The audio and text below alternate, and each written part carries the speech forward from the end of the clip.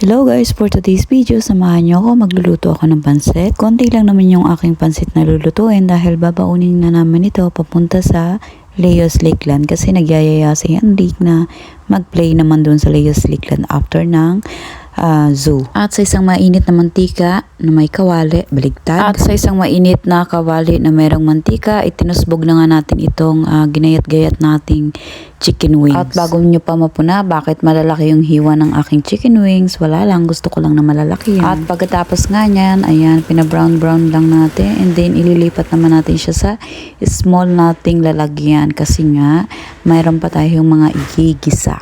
Opo, marami pa tayong igigisa dyan. Ayan, gusto ko lang unahin muna ito. And then, kasunod na nga nyan, sa isang mainit na kawali ulit na may mantika, ayan, itinusbog naman natin ang bawang at sibuyas. Diba? Ang dami kong mantika.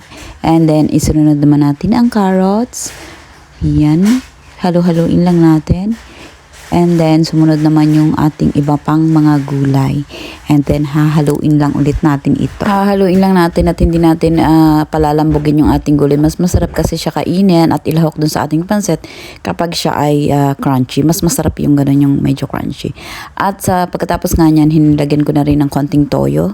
Ayan, may kanya-kanya tayong diskarte kung paano ang pagluluto. So, ganito yung diskarte ko. Kaya, okay lang yan. At nung okay na nga, ayan, ay ililipat ko naman yan sa pinggan para isunod ko naman yung ating gigisahing karni naman. Ayan nga, konti na lang yung ating mantika. So, isasangag din natin ito. Sangag bang tawag dun? Igigisa natin yung ating hipo na maliliit at saka yung karne na gayat-gayat na rin ng maliliit. So, ngayon ko lang naalala, kaya pala after kong kumain ng pansit, ako'y nangangati na dahil pala may inilahok nga pala akong hipon. So, yung last part na yun na nilahok ko, ay yun yung fishball. Ayan. At naglagay na ako ng tubig, mantika. May nilagay ako mantika dyan konti at saka toyo. Kasi gusto ko kasi sa pansit yung talagang nagmamantika siya. Ewan ko lang kung bakit gusto ko yung ganun. At dahil nga naubusan na tayo ng magic sarap, kaya Knorr cubes na lang yung nilagay natin. Masarap din naman yung Knorr cubes para din siyang magic sarap. So pagkalagay nga natin ng mga seasonings, ayan, sinunod na natin yung pansit. At hindi ko siya binabad sa tubig, diretso lagay ko na siya dyan. Tapos may inilahok din akong ganito. Ano bang tawag dito? Parang kanton siya. Ayan, halo-haluin lang natin hanggang sa matsansya na natin na okay na siya. At pagkatapos nga nito, halo-halo ko lang. Isusunod ko naman na yung ating mga pinrito kanina. Chicken, pagkatapos yung fishball at saka yung hipon, yung meat at saka yung mga gulay. Ayan. Tapos imimix na rin natin siya para maghiwa-hiwalay.